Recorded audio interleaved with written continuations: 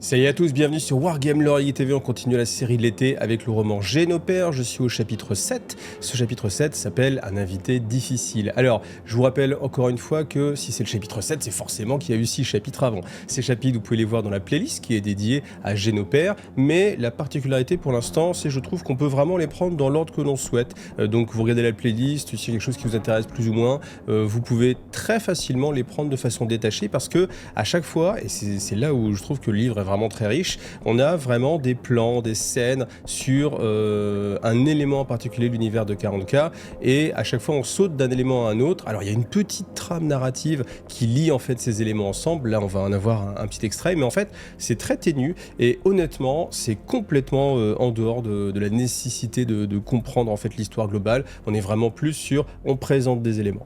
Là on va revenir sur Belisarius Cawl, et en fait on va se trouver dans une de ces salles. Alors c'est une salle particulière parce que c'est celle qui abrite la plupart des artefacts Necrons qu'il possède. Alors déjà, première chose, je pense que Belisarius Cawl est sans doute l'être humain, si on accepte que l'Adeptus Mechanicus fait partie de l'humanité et que c'est encore un être humain, qui en tout cas, à mon avis, a la meilleure compréhension de la technologie Necron. Alors, il l'a pas acquise tout seul, parce qu'il a été partenaire avec Trazyn l'Infini, et Trazyn l'Infini lui a donné des clés qui lui ont permis de comprendre plus ou moins le fonctionnement, parce que c'est c'est même le seul qui a su interpréter le fonctionnement des pylônes Necrons en fait, et on l'a vu dans Nexus Paria, en fait c'est vraiment une technologie qui est mise en œuvre aussi par Belisarius Cawl, avec plus ou moins de succès, mais bon, en tout cas, là, nous sommes dans un endroit où il a tous ces artefacts Necrons, et certains sont en fonctionnement, et en fait, il est en train de faire une partie du Régicide. Alors le Régicide, vous avez sans doute déjà entendu parler, c'est le jeu typique dans Warhammer 40 000. Alors on peut l'imaginer comme le descendant des échecs, du jeu de dames ou autre. Et en fait, ce jeu, peut-être du shogi aussi, je pense que ça a inspiré un petit peu de tout ça, c'est vraiment le jeu emblématique. C'est, au lieu de parler de café, on parle de Refac, si je dis pas de bêtises. Je trouve que c'est pas exactement le nom, mais je me rappelle plus, un Rocaf, je crois que c'est Rocaf, et caféine, vous voyez, donc ça passe bien. Et au lieu de parler de jeu d'échecs, tout simplement, on a le côté on joue au Régicide, donc c'est le jeu emblématique. Alors je ne sais pas si Games Workshop un jour a laissé paraître les règles complètes du Régicide, je ne sais pas si même elles existent. C'est un jeu en tout cas qui est souvent réutilisé dans l'univers de Warhammer 40 000, et là ça va être l'essence même de ce chapitre. Alors Belisarius est en train de jouer avec son invité, et en fait, ils sont éclairés uniquement par la luminescence verte des artefacts Necrons, et ça l'éclaire d'une façon maladive sur le peu de morceaux de peau qui apparaissent, et c'est quelque chose qui n'est pas dérangeant étant donné que les deux invités considèrent que la chair est faible et que la chair est un défaut dont il faut se débarrasser. Malgré tout, Belisarius en possède encore quelques-unes, et ils s'enchaînent en fait les parties. Alors d'abord une partie simple, après une partie avec un niveau de difficulté de plus en plus élevé, on dit que ça va jusqu'à 21, donc j'avais jamais entendu parler de niveau de difficulté dans le jeu Régicide, mais en tout cas voilà, il y a des niveaux de difficulté. Ensuite, il y a des variantes. Alors c'est assez amusant parce qu'on nous parle de variantes avec plusieurs représentations, une variante avec un jeu de cartes. Alors moi c'est amusant parce que ça m'a fait penser, petite parenthèse, à Tempête sur l'échiquier, si vous connaissez ce jeu-là. C'est un jeu qui est très vieux, il a plus de 20 ans maintenant, 25 ans peut-être je dirais, voire plus. Et en fait c'est tout simplement, si vous jouez aux échecs, vous achetez ce jeu, je ne sais même pas s'il est encore vendu, je pense que oui, il avait été réédité il y a quelques années, et en fait c'est simplement des cartes que vous venez rajouter pour rendre la partie plus aléatoire en fait, avec des événements. Donc c'est des cartes d'événements pour jouer aux échecs, donc ça peut permettre à des gens qui ne prennent pas forcément plaisir aux échecs à avoir une variante un peu plus amusante pour eux, on va dire. Voilà. En tout cas, on nous parle aussi de cette variante là qui existe pour le jeu de Régicide, donc voilà, avec différentes déclinaisons. Mais malgré tout, ce n'est pas suffisant parce que ce n'est pas assez risqué. Alors pourquoi risqué? C'est parce que Belisarius pense vraiment que la vie ne vaut pas la peine d'être vécue s'il n'y a pas au moins du risque. Alors il va désigner de nouvelles règles pour la partie, et dans cette partie maintenant, les pièces vont être des scarabs Necrons. Scarabs Necrons, vous voyez ce que c'est, en termes de jeu, ce sont les petites nuées. Dans la vie des Necrons, ce sont en fait les ouvriers, les outils, ils sont là pour réparer, entretenir les tombes, et on nous fait l'éloge de la technologie Necron et de ces scarabs, parce que ces scarabs ont réussi à entretenir la plupart des tombes Necrons pendant des milliers d'années. Là où la période de l'humanité, lui, est beaucoup moins vieux que le temps passé par les scarabs à entretenir les artefacts des Nécrons. Donc c'est-à-dire à quel point c'est un outil assez formidable. Et Belisarius a décidé que les pièces justement seraient des scarabs Nécrons. Alors contre qui est-il en train de jouer? Eh bien, il est en train de jouer avec un cryptech Nécron. Ce cryptech, ce n'est pas n'importe quel cryptech, c'est celui... Alors là, par contre, c'est le moment où il faut avoir vu un petit peu les anciennes vidéos. On se rappelle que, je crois que c'est dans la vidéo numéro 5, il y avait en fait un membre de l'Inquisition qui était venu dire que Belisarius Cawl avait fait échapper un Nécron. Et c'est ce Nécron-là, c'est ce cryptech qui est un chronomancien, donc c'est-à-dire un cryptech qui est spécialisé dans l'étude du temps.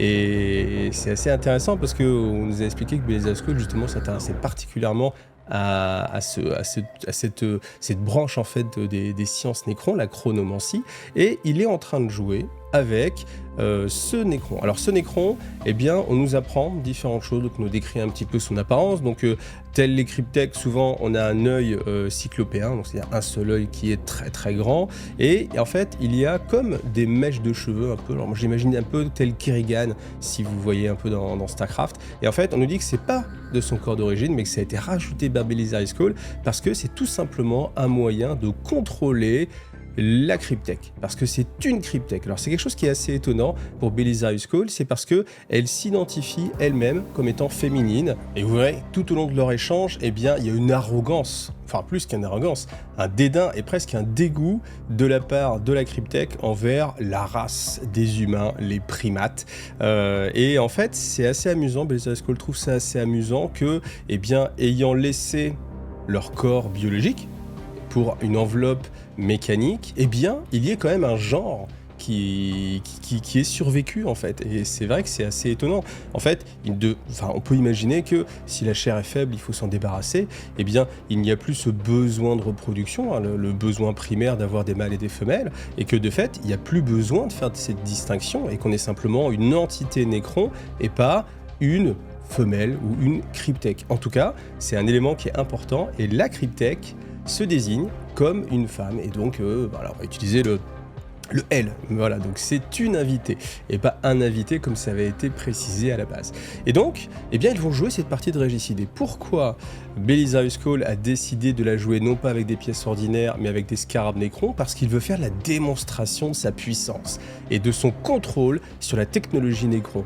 Alors, bien sûr, c'est assez dangereux, parce que la cryptech Nécron, bien sûr, elle est aussi au pinacle des sciences des Nécrons, donc bien sûr, elle peut totalement utiliser les scarabs pour faire énormément de choses, parce qu'on se rappelle que les scarabs, ils ont aussi des capacités offensives, donc ils peuvent manipuler les éléments. Alors on a une petite description des scarabs qui est assez sympathique, où on nous dit qu'ils peuvent bien répliquer les choses, c'est-à-dire, alors l'image c'est un flocon de neige, on nous dit ils peuvent manipuler un flocon de neige sans le détruire, sans l'altérer, et le reproduire à l'identique de façon infinie, qu'ils travaillent à l'échelle où l'énergie n'est pas différente de la matière, il n'y a pas de distinction, donc à l'échelle subatomique, et que ça peut composer différents types d'éléments. Donc c'est vraiment l'outil de base. Maintenant, ça c'est la vision merveilleuse qu'a Belisarius Cawl sur les scarabs.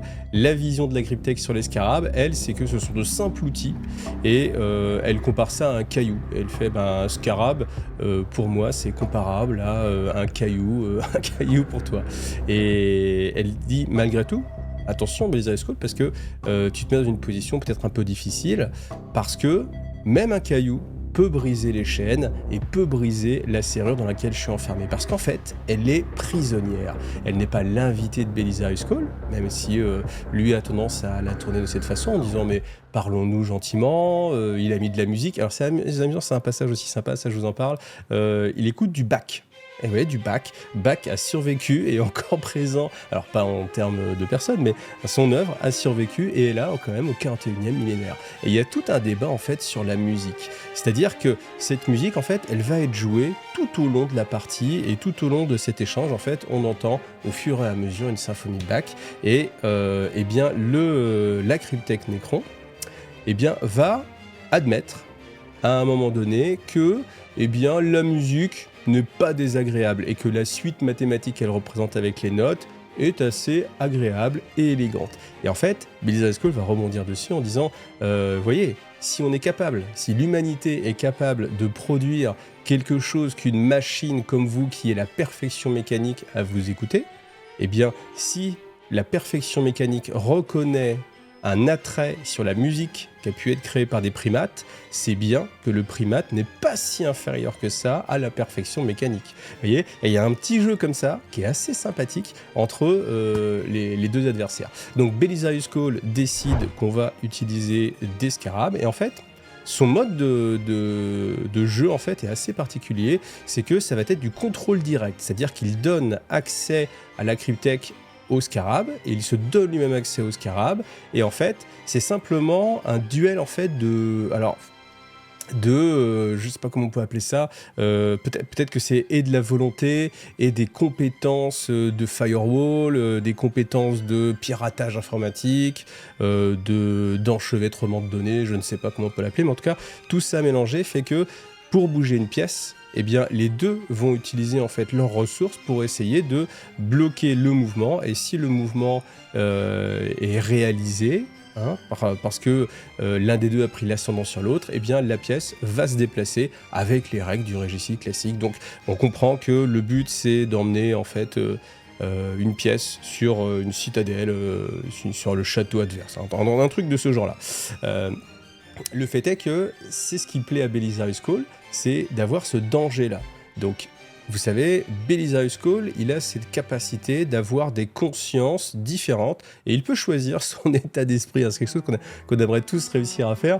Mais en fait, là, avant de commencer cette partie, eh bien, il va piocher en fait dans sa garde-robe d'état d'esprit, et il va choisir la personnalité affable. Donc, il se dit pourquoi j'en ai besoin, pas forcément en rapport avec mon adversaire, parce que pour elle, les nécrons en fait n'accordent pas d'importance en fait à la mentalité ni à l'état d'esprit sur lequel les humains peuvent être, mais par contre, pour lui-même, c'est important parce que c'est un état d'esprit dans lequel il se sent bien. Et en fait, il se dit, c'est important pour moi, parce que dans cet état d'esprit-là, eh bien, je me sens... Alors, il choisit affable, optimiste, et un troisième, peu importe, mais optimiste aussi, ça c'est assez amusant. Et en fait, il se dit juste, c'est pas grave, je le fais pour moi, et en fait, je suis dans un moment donné où je m'amuse. Et en fait, ça rejoint, vous savez, le chapitre juste avant, qu'on a eu avec Fabius Bill, où Fabius Bill prenait plaisir à se faire, entre guillemets, manipuler par une puissance supérieure, parce que, eh bien, ça donnait du peps, en fait, à sa vie. Et vous voyez, comme à chaque fois, alors... Là, je le décortique un petit peu, mais je pense que c'est quand même la volonté de l'auteur. Il y a ce lien entre Belisarius Cole et Fabius Bill, où tous les deux sont très vieux et tous les deux s'ennuient, et forcément, quand on a vécu des milliers et des milliers d'années, il y a un moment donné, toute distraction est bonne à prendre. Et le risque de mourir, c'est peut-être quelque chose, justement, là encore une fois, qui vaut la peine d'être vécu, justement, parce que quand on est extrêmement vieux, et ben voilà, on peut tout perdre, justement, avec la mort, et c'est ce qui donne de la valeur à ce qu'on est en train de faire, parce que la mort est tellement oubliée, peut-être, surtout pour Fabius Bill, peut-être. On peut imaginer qu'avec Belisarius Cole, il doit avoir des sauvegardes de lui-même, ce genre de choses, donc c'est le genre d'éléments, voilà, qui sont assez oubliés. Donc, la partie va avoir lieu. Je ne vais pas vous détailler la partie parce que c'est pas extrêmement intéressante, étant donné qu'on ne connaît pas les règles du jeu, c'est pas fou. Mais bon, en tout cas, il y a manipulation de pièces, il y a des pièces qui s'appellent simplement des partisans ou des paysans, je crois. Il y a des évêques. Et puis voilà, peut-être des chevaliers, je sais plus, peu importe, c'est pas très important. Ce qui est important, c'est vraiment ce duel qui va se jouer, et ce duel sur le domaine nécron.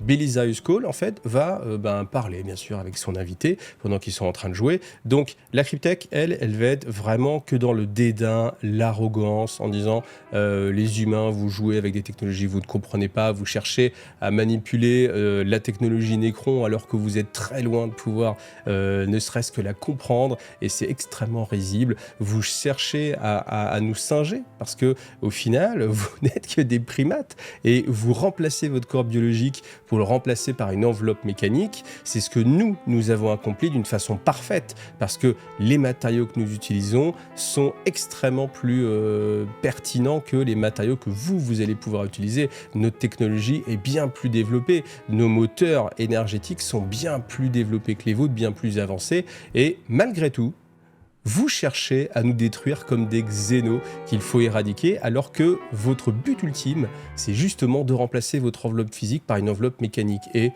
en tant que Nécron, je suis la perfection incarnée. Donc elle va tout le temps le piquer sur cet élément-là, et vous verrez que c'est un élément qui va aller crescendo jusqu'à la fin du chapitre, on va dire. Donc je reviens à la musique de Bach, et c'est justement là où Blizzard Skull s'amuse, parce qu'il dit, bah vous voyez, nous ne sommes que des primates qui vous singent. Par contre, eh bien, vous reconnaissez quand même notre qualité musicale, et encore, c'était il y a des milliers d'années. On apprend aussi, dans cet échange-là, que les Nécrons connaissent la musique, parce que tout ce qui est entité élevée, avec un degré de conscience élevé, eh bien, se doit, suivant les critères Nécrons, de connaître l'existence de la musique. Donc sans doute, il y a eu de la musique Nécron. Maintenant, c'est plus quelque chose qui est forcément utilisé. En tout cas, j'ai lu les romans Nécron, avec l'infini, le divin, règne, ruine, etc. Et en fait, il n'y a aucun moment où j'ai l'impression, peut-être un petit doute, mais où la musique est vraiment mise en avant.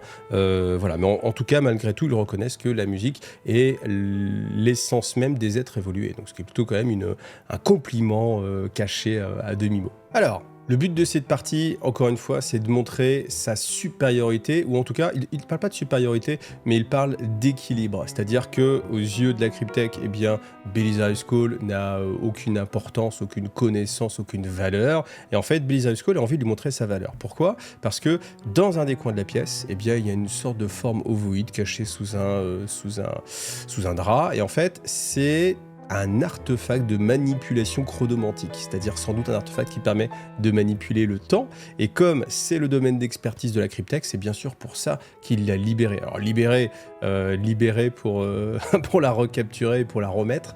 D'ailleurs, il y a un passage là-dessus aussi, où Belisarius fait « mais tu es mon invité ici, donc tu n'as pas à t'exprimer de cette façon-là ». Et puis elle lui dit « mais un invité est libre, et pourtant je ne suis pas libre de m'en aller ». Et en fait, Belisarius dit « mais pour l'instant tu n'es pas libre ». Mais je peux te donner cette liberté, et j'aimerais qu'on arrive à un moment donné où tu décides de vouloir toi-même t'allier à moi, parce que tu vas reconnaître ma valeur, tu vas reconnaître la qualité de mon travail, et tu auras même, au-delà de ça, envie de travailler avec moi. Parce que nous sommes pareils, nous sommes tous les deux des scientifiques, et c'est la chose qui nous anime, nous avons envie d'explorer les merveilles de l'univers, et j'ai moyen de t'offrir une connaissance que tu n'as pas, et toi-même tu as une connaissance que tu pourrais partager avec moi, et en tant que deux grands esprits scientifiques, nous pourrions travailler sur ce projet. Alors le projet, pour l'instant, on n'a aucune idée de ce dont il parle, ça c'est, je pense, quelque chose qui va être développé au fur et à mesure, mais en tout cas, eh bien, Belisarius Cawl a sans doute besoin, forcément, nécessairement, de cet allié. Cet allié, elle n'a besoin de rien, parce qu'en fait, elle était en stase depuis des milliers d'années, donc peu importe Belisarius Cawl, peu importe les petites machinations. Malgré tout, Belisarius Cawl va jouer sur un petit élément, et lui dire, bon, si tu n'es pas intéressé, très bien, moi je te remets en stase, il n'y a aucun souci. Alors elle dit, de toute façon je préfère aller en stase plutôt que de passer 5 minutes à écouter les bêtises d'un primate. Et à un moment donné, en fait, vers la fin, on sent que Belisarius Cawl dit « Bon, moi, très bien, écoute, j'ai pas réussi à te convaincre, donc tu vas retourner dans ce sarcophage, et puis on verra bien. » Et en fait, là, on sent une sorte d'expression un peu de colère ou de dédain, où elle va être « Non, mais explique-moi un peu certaines choses, etc. » Et en fait, Belisarius Cawl ressent qu'au final, elle a quand même pas envie d'y retourner dans le sarcophage pendant des milliers d'années de stase, et que là, il la tient plus ou moins par cet élément-là. Alors, la partie en même temps va évoluer, Belisarius Cawl va faire des feintes, etc. Et il y a un moment donné où il va faire un mouvement, alors il va jouer sur une pièce, et au final, c'est une autre pièce qui va s'activer, et la Cryptek voit ce mouvement et dit « Ah !» Très bien, donc tu as utilisé la technique du traître. Eh bien c'est très bien parce qu'en fait en jouant, j'ai découvert que je ne pouvais pas te faire confiance parce que tu utilises la technique du traître. Et Belisarius lui dit simplement oui mais tu vois, Trazyn l'Infini m'a fait confiance. Et elle répond ah oui, mais le problème de Trazyn l'Infini c'est qu'il a un énorme problème d'empathie et de vouloir en fait se rapprocher des êtres vivants, des humains par exemple en l'occurrence, et c'est un réel problème. Et ce qui est assez amusant ici, c'est que eh bien, le jeu est une façon de découvrir la personnalité. Et là, je me permets de sortir et de faire une petite impasse, mais vraiment, c'est quelque chose dont je suis convaincu. Ça a été mon métier pendant longtemps, c'est toujours plus ou moins mon métier, mais je vous garantis que faire une partie d'un jeu avec quelqu'un, c'est la meilleure façon de savoir qui est la personne que vous avez en face de vous. Donc, je pense que si un jour vous allez à je sais pas comment ça s'appelle, un speed dating par exemple, eh bien, il devrait faire des jeux. Comme ça ferait vraiment gagner du temps à tout le monde, plutôt que le paraître. Hein. Je pense que le jeu, voir comment les gens jouent, c'est vraiment très révélateur de la personnalité des gens. Voilà. Pchit, allez, je referme la parenthèse personnelle. En tout cas, eh bien, on sent qu'elle ne va pas lui faire confiance. Maintenant, Belisarius Cawl se dit ce coup est autorisé, j'ai le droit de le jouer et je veux me permettre de le faire parce que j'en ai le pouvoir. Et ça, c'est quelque chose qui est important de noter, c'est que Belisarius Cawl, il fait les choses parce qu'il en a le pouvoir, parce qu'il est Belisarius Cawl. Donc la partie va prendre fin et sur un dernier mouvement, la Cryptek va essayer de jouer et Belisarius fait mais pourquoi tu joues en fait? Tu te rends pas compte que tu as déjà perdu? Donc la Cryptek fait mais je ne sais pas pourquoi. Fait, pourquoi tu dis ça? Et en fait, il lui explique, il dit regarde, si tu peux bouger cette pièce-là, tu te mets en mat et ça s'appelle le mat par le fou. Donc peut-être que dans les échecs ça existe vraiment, je n'ai pas assez de compétences pour le savoir, mais il appelle ça le mat par le fou. Et au final, eh bien, la Cryptek se rend compte qu'en effet, elle a été manipulée et qu'elle ne peut plus gagner cette partie et qu'elle a perdu. Elle a perdu au jeu qui avait été mis avec les artefacts Xenos, c'est-à-dire avec les scarabs Necrons. Et c'est ce que Belisarius Cawl voulait le montrer. Il lui a dit, tu vois, tu imagines que tu es supérieur à moi, pourtant, nous nous sommes affrontés sur ton terrain avec ta technologie et j'ai réussi malgré tout à te battre. Et elle lui dit, mais... Justement, c'est ce qui va la retenir en fait. Fait, mais explique-moi, elle a cette soif de savoir, mais c'est une Cryptek, c'est normal. Elle dit, explique-moi pourquoi tu m'as battu, comment tu as réussi malgré tout à me battre. Et en fait, là, on va arriver sur la conclusion de ce chapitre qui est vraiment sympathique. C'est que Belisarius Cawl lui explique et lui dit le synode de Mars, en fait, donc c'est-à-dire les plus hauts gradés de l'Adeptus Mechanicus, considère que la chair est faible. Malgré tout, on considère que les Nécrons sont une aberration. Pourquoi? Les Nécrons, vous pensez vous être sur le summum de l'évolution mécanique et d'être arrivé à la perfection mécanique. Sauf que vous avez, avec le biotransfert, détruit votre âme pour l'implémenter dans un circuit. Ce qui fait que vous n'avez plus vraiment votre esprit. Vous n'avez plus qu'une matérialisation mécanique de votre esprit. Or, tous les adeptes du Mechanicus, ceux qui comprennent la nature du grand œuvre, en fait, eh bien, nous ne ferons pas cette erreur. Et c'est ce qui nous différencie, c'est que la chair est faible, nous la remplaçons, mais nous gardons notre âme.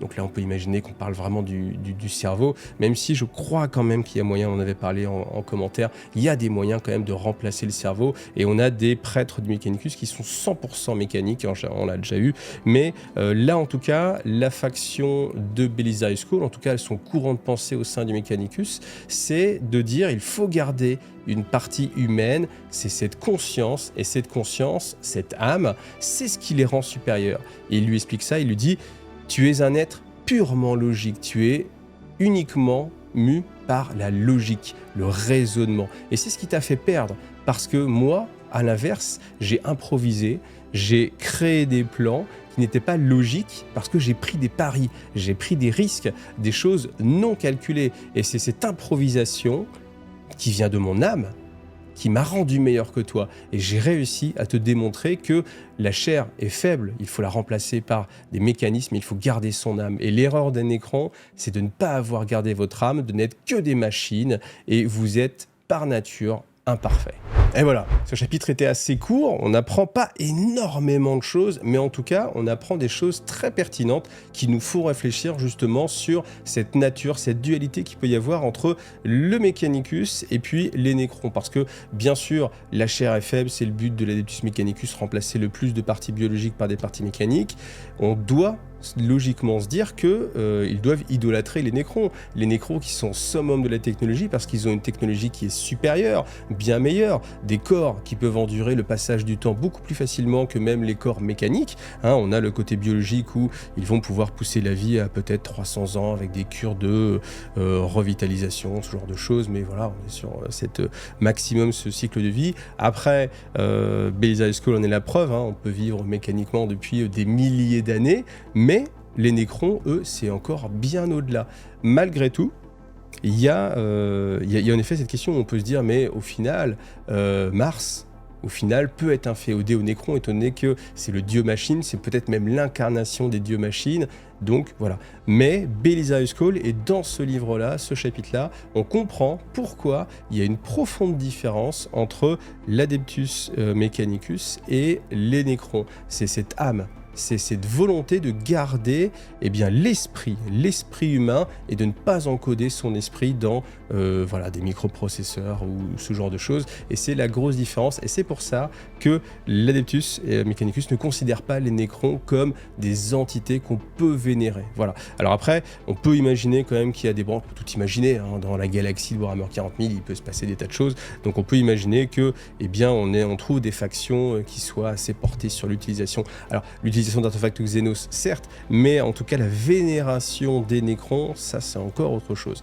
Après, on se rappelle, ou en tout cas je vous le remets en mémoire, on a parlé aussi dans les premiers chapitres des androïdes, les fameux androïdes qui ont mené la guerre contre l'humanité, qui ont failli causer l'extinction de l'humanité. Là aussi, on a une entité mécanique qui peut être une sorte de Deus Mechanicus. Donc on verra comment ça va être ressorti. En tout cas, je trouve que voilà, là on met vraiment en place beaucoup de choses dans ce roman. Je pense qu'il y a un moment donné où on aura peut-être un peu moins d'informations et plus d'action pour dynamiser un peu les choses, et surtout quand il y aura des interactions entre les personnages. Mais là, jusqu'à présent, je suis vraiment très content, encore une fois, parce que chaque élément peut être pris séparément, donc c'est nickel, pour moi, mon format de vidéo, c'est nickel. J'espère que pour vous, je trouvais ça nickel aussi. Et on peut explorer comme ça des petites parties, et là, vraiment, cette partie-là, sur la dualité entre le Mechanicum et les Nécrons, c'est quelque chose, c'est vrai qu'on peut se poser comme question très légitimement, et là, on a une réponse très précise, qui n'est pas une vague, parce que des fois, on n'a pas vraiment de réponse, des fois, c'est des choses, oui, on imagine, c'est comme ça,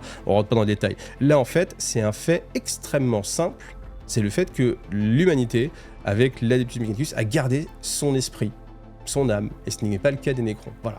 Donc c'est très simple et c'était super. Donc voilà, j'espère que ça vous a plu aussi. Si ça vous a plu, n'hésitez pas à partager cette vidéo. Ça, c'est quelque chose qui peut m'aider beaucoup. Donc bien sûr, je dis toujours aidez-moi sur Tipeee, parce que financièrement, évidemment, les sous, ça aide à vivre, mais aussi se faire connaître, c'est aussi extrêmement important. Et si vous partagez sur votre forum, si ça existe encore, sur votre groupe Facebook, si ça existe encore, sur votre groupe Discord, oui, ça existe encore beaucoup plus, n'hésitez pas. Ça vous prend une minute, certes, mais vous me rendez vraiment service parce que vous propagez, en fait, la bonne parole de Wargame Lore TV, et puis peut-être comme ça je rencontrerai d'autres personnes qui aiment ma façon de vous présenter le lore, et puis voilà, peut-être que dans ces personnes là, il y en a qui vont se dire allez tiens, vas-y, on lui fait un petit coup de tip. On a les vidéos en avance, sans publicité et en version podcast, voilà, comme d'habitude. En tout cas, merci à vous tous de regarder ces vidéos, et puis comme d'habitude, on se retrouve dans les champs commentaires. Alors j'ai pas forcément le temps de répondre à tous les commentaires parce que ça fait vraiment beaucoup, j'essaie de mettre au moins un petit cœur pour vous dire que voilà, j'ai bien lu votre message, et puis je rebondis des fois sur certaines choses qui ont été dites, comme là ça a été le cas, et voilà, n'hésitez pas à malgré tout utiliser les commentaires. Voilà, c'était bien long, j'ai du mal à terminer, mais il fait très chaud. Allez, à bientôt, salut à tous, bye.